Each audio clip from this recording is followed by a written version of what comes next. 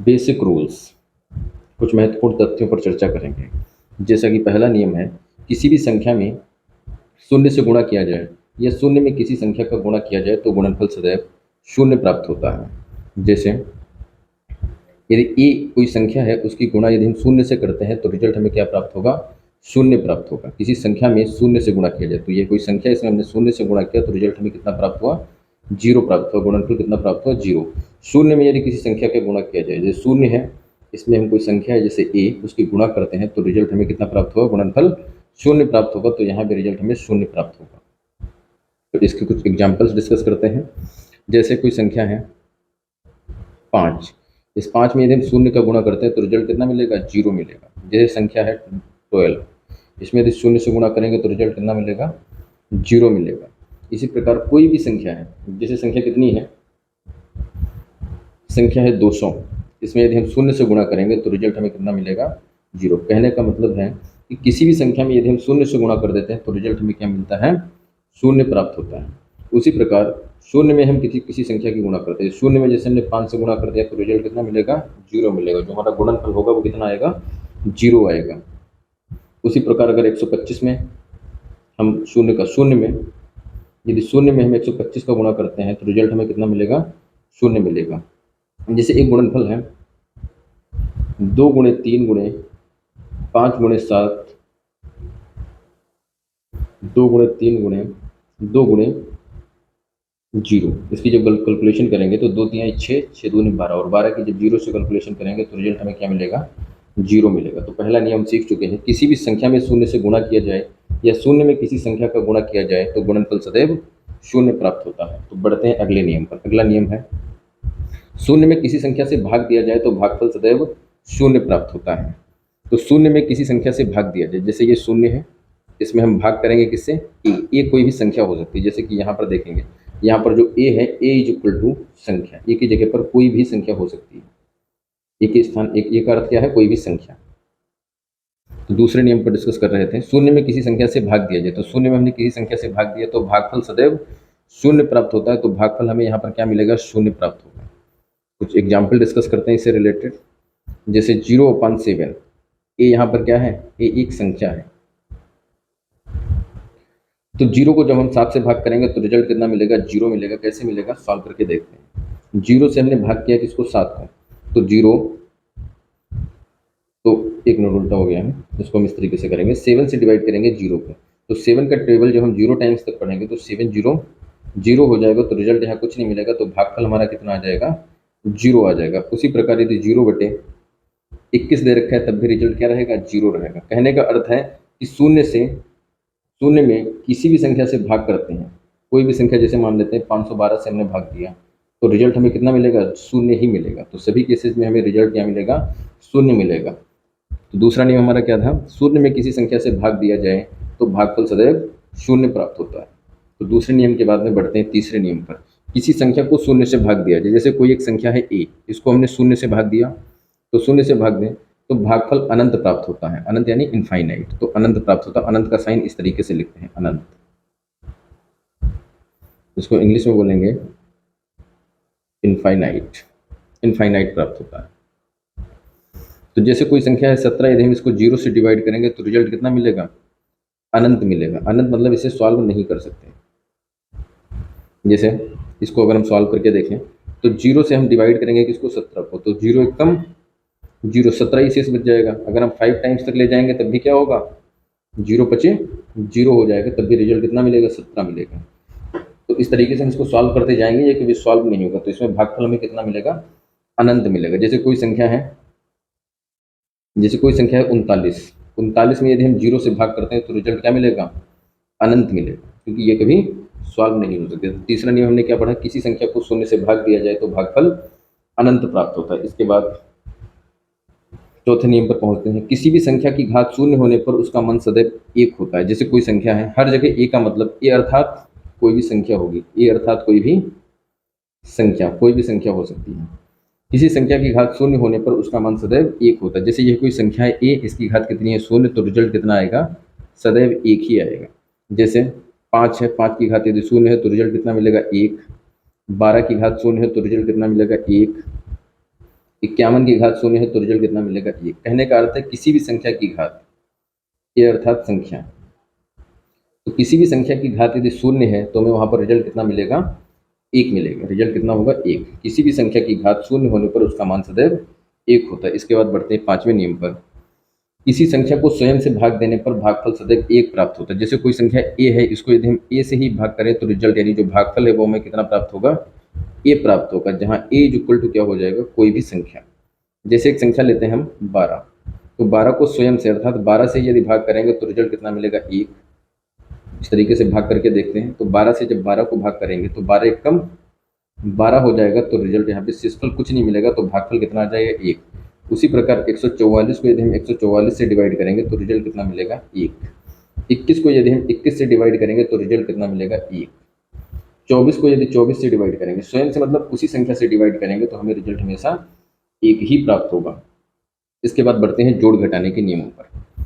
तो जोड़ और घटाने के नियम, तो पहला नियम है धनात्मक संख्याएं सदैव आपस में जुड़ती हैं और चिन्ह धन का लगता है। धन अर्थात प्लस, धन अर्थात प्लस का चिन्ह लगता है, तो धनात्मक संख्याएं।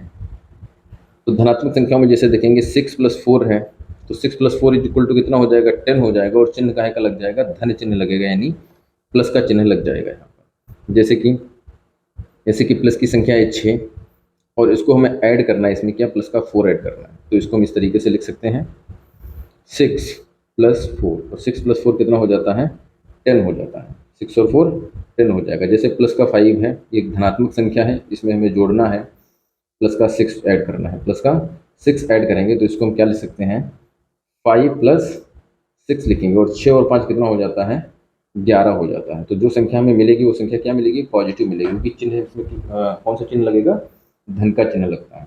तो इसमें एक नोट पढ़ेंगे, किसी संख्या के पहले यदि कोई भी चिन्ह नहीं है तो धन चिन्ह माना जाता है। जैसे हमने यहाँ पर 6 + 4 को जोड़ा 10 आया, 6 + 4 को रिजल्ट किया, 6 और 4 को ऐड किया तो रिजल्ट कितना आया, 10 आया। तो ये 10 है, इसके पहले कोई भी चिन्ह नहीं लगा हुआ है यहाँ पर, तो यहाँ पर प्लस चिन्ह माना जाएगा। इसके बाद बढ़ते हैं सेकंड नियम पर। धनात्मक और ऋणात्मक संख्याएं सदैव आपस में घट जाती हैं और चिन्ह सदैव बड़ी संख्या का लगता है। तो धनात्मक और ऋणात्मक संख्या, जैसे 5 में से यदि हम 7 को लेस करें, मतलब घटा दें, तो यहाँ पर ये 5 के पहले कोई चिन्ह नहीं है तो कौन सा चिन्ह माना जाएगा, प्लस का 5 माना जाएगा। तो इसको जब घटाएंगे तो नियम क्या था हमारा, धनात्मक और ऋणात्मक संख्याएं सदैव आपस में घट जाती हैं। तो एक संख्या हमारी धनात्मक है, दूसरी संख्या क्या है, ऋणात्मक, ये आपस में घट जाएगी, तो 7 में से 5 जाएगा, कितना बचेगा, 2 बचेगा। और यहाँ पर क्या लिखा, चिन्ह सदैव बड़ी संख्या का लगता है। तो 7 और 5 में बड़ी संख्या 7 है और 7 का चिन्ह क्या है, माइनस है, तो यहाँ पर चिन्ह क्या लग जाएगा, माइनस लग जाएगा। उसी प्रकार यदि 17 - 9 करेंगे हम, तो यहाँ पर 17 के आगे कोई भी चिन्ह नहीं, मतलब प्लस का चिन्ह माना जाएगा। तो पहली संख्या धनात्मक है, दूसरी संख्या ऋणात्मक है। तो दो संख्याएं जब होती हैं जिसमें एक धनात्मक हो तथा दूसरी संख्या ऋणात्मक होगी तो संख्याएं आपस में घट जाएंगी, और 17 से 9 घट जाएगा, कितना बचेगा, 8। और हमने क्या पढ़ा है कि चिन्ह सदैव बड़ी संख्या का लगता है। तो जो हमें रिजल्ट प्राप्त हुआ, यहाँ पर जो योगफल प्राप्त हुआ है, इसमें चिन्ह बड़ी संख्या का लगेगा। तो 17 और 9 में बड़ी संख्या कौन सी है, बड़ी संख्या कौन सी है, 17 9 में 17 बड़ी संख्या, और 17 का चिन्ह क्या है, प्लस है, तो यहाँ पर रिजल्ट हमारा किस में आ जाएगा, प्लस में आ जाएगा। उसी प्रकार यदि हम लिखते हैं माइनस का 9 और प्लस का 17, तो यहाँ पर भी हम देखेंगे दोनों संख्याओं में से एक संख्या धनात्मक है और दूसरी संख्या क्या है, दूसरी संख्या ऋणात्मक है, यानी 9 जो है वो ऋणात्मक है और जो 17 है वो क्या है, धनात्मक है। तो एक चिन्ह धनात्मक है, दूसरा ऋणात्मक है, तो ऐसे में क्या होती, संख्या हमेशा घट जाती है। तो 17 में से जब हम 9 को घटाएंगे तो रिजल्ट कितना आएगा, 8 आएगा। और कहा गया था कि चिन्ह हमेशा बड़ी संख्या का लगता है, तो 17 और 9 में बड़ी संख्या क्या है, 17 है, तो चिन्ह हमारा काहे का आ जाएगा, प्लस का आ जाएगा। उसी प्रकार यदि हम इसमें लिखते हैं कि माइनस का 17 प्लस का 9 यदि करेंगे तो 17 में से 9 जाएगा, कितना बचेगा, 8, क्योंकि एक संख्या ऋणात्मक है, दूसरी संख्या धनात्मक है। तो धनात्मक और ऋणात्मक संख्या सदैव आपस में घट जाती हैं।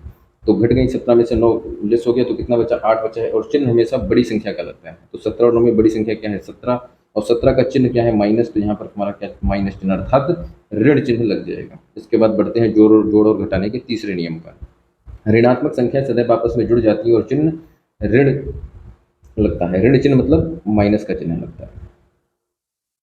तो यहाँ पर देखेंगे जैसे पहली संख्या है माइनस का 2, दूसरी संख्या है माइनस का 2, माइनस का 5 माइनस का 2। तो यहाँ हम देखेंगे दोनों संख्याएं क्या है, ऋणात्मक है, तो ऋणात्मक संख्याएं आपस में जुड़ जाती हैं, तो 5 और 2 कितना हो जाएगा, 7 हो जाएगा, और चिन्ह ऋण का लगता है, ऋण अर्थात माइनस का चिन्ह आएगा। कहने का अर्थ है ये प्रश्न माइनस का 5, इसमें यदि हम ऐड करेंगे माइनस का 2 तो रिजल्ट हमें कितना मिलेगा, तो दोनों संख्याएं ऋणात्मक हैं, दोनों संख्याएं ऋणात्मक है तो रिजल्ट कितना आ जाएगा, 7 आ जाएगा, 5 2 7, क्योंकि दोनों ऋणात्मक संख्या है, दोनों चिन्ह यदि ऋणात्मक है तो संख्या जो है आपस में जुड़ जाएगी, 5 और 2 जुड़कर कितना हो जाएगा, 7 हो जाएगा, और रिजल्ट जो प्राप्त होगा वो हमेशा चिन्ह काहे का लगेगा, ऋण चिन्ह लगेगा, ऋण अर्थात घटाने का चिन्ह लगेगा, यानी माइनस का 7 आ जाएगा यहाँ पर। यदि इसके दूसरे एग्जाम्पल की बात करें तो माइनस का 10, इसमें हमें ऐड करना है माइनस का 5, तो इसको जब सॉल्व करेंगे तो कितना आएगा, यहाँ पर लिखेंगे माइनस का 10, और माइनस प्लस की जब गुणा कराएंगे तो माइनस आएगा। तो यानी दोनों चिन्ह हमारे क्या हैं, ऋणात्मक संख्याएं हैं, दोनों संख्याएं क्या हैं, ऋणात्मक संख्याएं हैं। ऋणात्मक कैसे पहचानते हैं कि ऋण संख्या के पहले ऋण चिन्ह होना चाहिए, अर्थात माइनस का चिन्ह होना चाहिए। तो ऋणात्मक संख्या आपस में क्या होती है, यहाँ पर जुड़ जाती हैं, तो 10 और 5 कितना हो जाएगा, 15 हो जाएगा, और चिन्ह काहे का लगता है, ऋण चिन्ह लगता है, यानी माइनस का 15 हो जाएगा। तो यहाँ पर हम जोड़ और घटाने के बेसिक नियमों को सीख चुके हैं। इसके बाद बढ़ते हैं गुणा के नियमों पर। तो गुणा के नियमों में हम कुछ विशेष बातों का ध्यान रखेंगे, जैसे जो संख्या दे रखी होगी उसकी हम मल्टीप्लाई करेंगे दूसरी संख्या से, तो हमें रिजल्ट जो प्राप्त होगा वो क्या हो जाएगा, गुणनफल प्राप्त होगा। जो रिजल्ट होगा उसे क्या कहेंगे, गुणनफल प्राप्त होगा। तो पहली संख्या यदि धन चिन्ह की है, धन की मतलब प्लस चिन्ह की है, और दूसरी संख्या भी हमारी क्या है, धन चिन्ह की है, तो जो हमें गुणनफल प्राप्त होगा वो भी क्या प्राप्त होगा, पॉजिटिव प्राप्त होगा।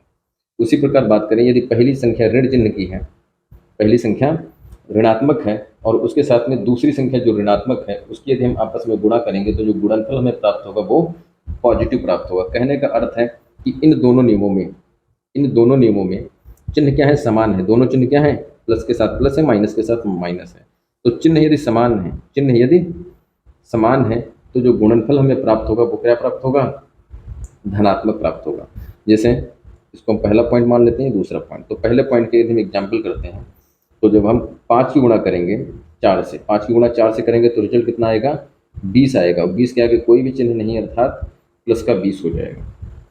इसी में यदि हम दूसरा एग्जाम्पल देखें, जैसे हम 20 की गुणा यदि 2 से करें तो 20 दूना कितना हो जाएगा, 40 हो जाएगा, क्योंकि 20 क्या है, धनात्मक संख्या, और 2 क्या है, यह भी धनात्मक संख्या है। तो दोनों यदि धनात्मक संख्या है तो रिजल्ट कितना हो जाएगा, 40 हो जाएगा। इसको इस प्रकार भी लिख सकते हैं, प्लस का 20 और इसका मल्टीप्लाई करेंगे हम धनात्मक के 2 से, तो रिजल्ट जो हमें प्राप्त होगा वो क्या प्राप्त होगा, प्लस का 40 प्राप्त होगा। इसी का जो दूसरा नियम है, दूसरे नियम में बात करेंगे, यदि दोनों संख्याएं ऋणात्मक हैं, जैसे संख्या है माइनस का 5 और इसकी यदि हम मल्टीप्लाई करते हैं माइनस के 2 से, तो रिजल्ट कितना आ जाएगा, 5 दूना 10। रिजल्ट क्या प्राप्त होगा, पॉजिटिव रिजल्ट ही प्राप्त होगा। इस नियम के बारे में डिस्कस कर रहे हैं यहाँ पर। तो इसी में यदि अगला एग्जाम्पल देखते हैं, जैसे संख्या दे रखी है माइनस का 20 गुणे माइनस का 2, तो 20 दूना कितना हो जाएगा, 40 हो जाएगा। तो चिन्ह क्या है, दोनों चिन्ह समान है, अर्थात दोनों चिन्ह यदि ऋण है तब भी हमें गुणनफल पॉजिटिव प्राप्त होगा, धनात्मक प्राप्त होगा, और दोनों चिन्ह यदि पॉजिटिव है यहाँ पर तब भी जो हमें रिजल्ट प्राप्त होगा वो क्या होगा, पॉजिटिव प्राप्त होगा। इसके बाद बढ़ते हैं इसके अगले नियमों पर। अगले नियम में कहा गया है, इसके बाद करेंगे यदि चिन्ह असमान हो, यहाँ पे तीसरा, यहाँ पे चौथा दिया। यदि पहली जो संख्या है वो संख्या धनात्मक है, उस संख्या की गुणा करेंगे हम ऋणात्मक संख्या से, मतलब दूसरी जो संख्या हो वो ऋणात्मक हो, तो जो हमें गुणनफल प्राप्त होगा वो क्या प्राप्त होगा, नेगेटिव प्राप्त होगा, मतलब ऋणात्मक प्राप्त होगा। वहीं अगर पहली संख्या जो है वो ऋण चिन्ह के साथ है और दूसरी संख्या जो है वो पॉजिटिव है, इन दोनों संख्याओं की जब हम आपस में गुणा करेंगे तब भी रिजल्ट हमें माइनस प्राप्त होगा, अर्थात ऋणात्मक प्राप्त होगा। तो यहाँ पर तीसरे नियम की बात कर लेते हैं। जैसे यहाँ पर प्लस का 3 है और इसकी हम मल्टीप्लाई करें माइनस के 2 से, तो रिजल्ट जो प्राप्त होगा वो 3 दूना 6 प्राप्त होगा, और चिन्ह काहे का लगेगा, माइनस का लगेगा।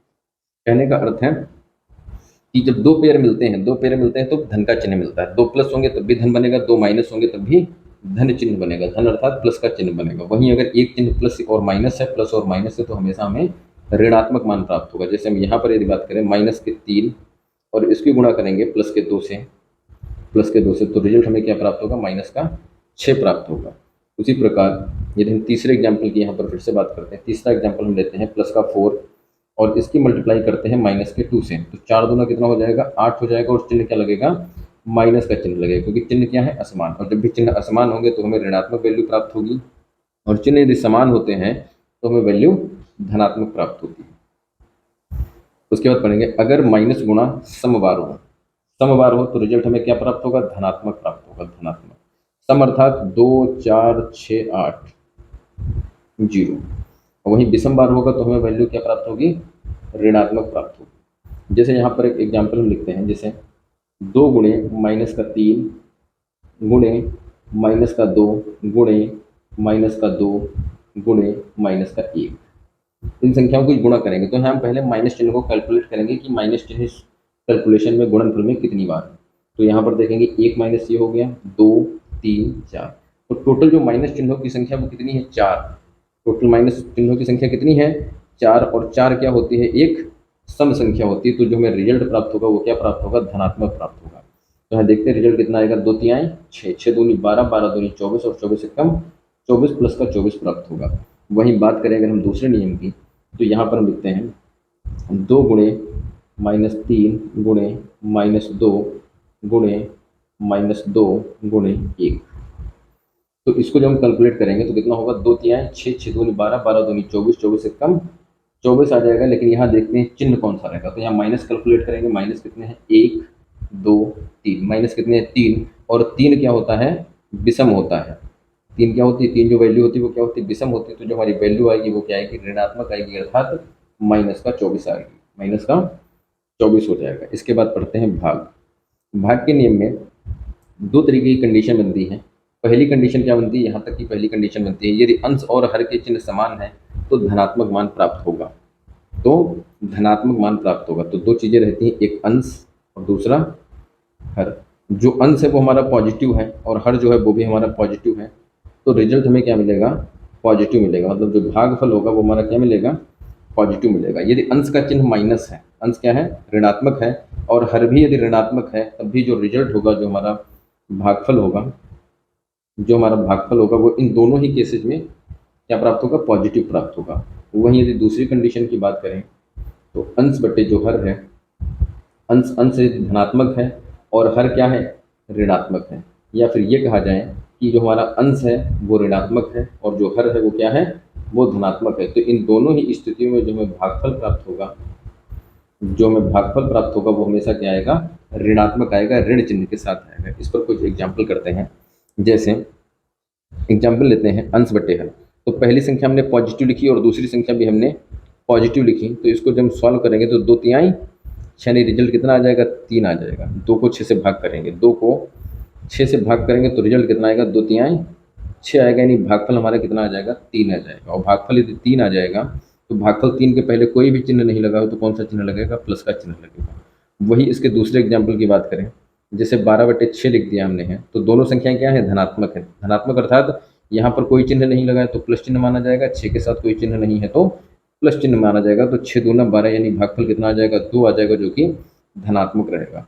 और बात करें इसके दूसरे नियम की, जिसमें दोनों संख्याएं हमारी क्या होंगी, ऋणात्मक होंगी। तो दोनों संख्याएं ऋणात्मक होगी, जैसे -6 बटे -2 है, इसको यदि कैलकुलेट करेंगे तो यहाँ पर ऊपर माइनस है, नीचे माइनस है, तो माइनस से माइनस क्या हो जाएगा, कैंसिल हो जाएगा। तो हमारी संख्या क्या बचेगी, 6/2। और जब हम इसको सॉल्व करेंगे तो रिजल्ट कितना आएगा, 3 आएगा, जो कि धनात्मक होगा। जैसे कि 12/-6 दिया होगा, तब भी जब हम इसको सॉल्व करेंगे, 6 दूनी 12, तो रिजल्ट आएगा यहाँ पर ये क्या हुआ, पॉजिटिव है, क्योंकि ऋण चिन्ह से ऋण चिन्ह कैंसिल आउट हो जाएगा। तो 6/12 को क्या बोलते हैं, 2 बोलते हैं। तो यहाँ तक के नियमों का डिस्कस कर चुके हैं। अब यहाँ पर देखेंगे, यदि अंश की संख्या धनात्मक हो, अंश की संख्या धनात्मक मतलब प्लस का 6 है, और हर क्या हो, हमारा माइनस हो, तो माइनस का 2 लिखेंगे। तो जब भी इस तरीके की सिचुएशन बनती है तो इस सिचुएशन को हम ऐसे सॉल्व करते हैं, माइनस का 6/2 लिखेंगे। अंश जो हमारा ऋण चिन्ह है, ऋण चिन्ह वो चाहे अंश में हो या हर में, हमें कहाँ लिखना होता है, अंश में ही लिखना होता है। तो इसको जब सॉल्व करेंगे तो 2 से 6 को डिवाइड करेंगे, कितना आएगा, 3 आएगा, और ऋण चिन्ह दिया है तो हम ऋण चिन्ह लगा देंगे। उसी प्रकार यदि अगले एग्जाम्पल की बात करें, अगले एग्जाम्पल में क्या होगा, अंश हमारा माइनस होगा और हर धनात्मक होगा। तो अंश हमारा -6 है और जो हर है वो क्या है, प्लस का 2 है। हर हमारा प्लस का है, अंश माइनस का है। और ये जो एग्जाम्पल किया था इसमें क्या था, अंश प्लस का है, अंश प्लस का है, हर माइनस का है, तो हर माइनस का है, रिजल्ट क्या है, -3। तो यहाँ जब हम इसको सॉल्व करेंगे, इसको हम क्या लिखेंगे, -6/2। और 6/2 की वैल्यू कितनी हो जाती है, 6/2 की वैल्यू हो जाती है 3।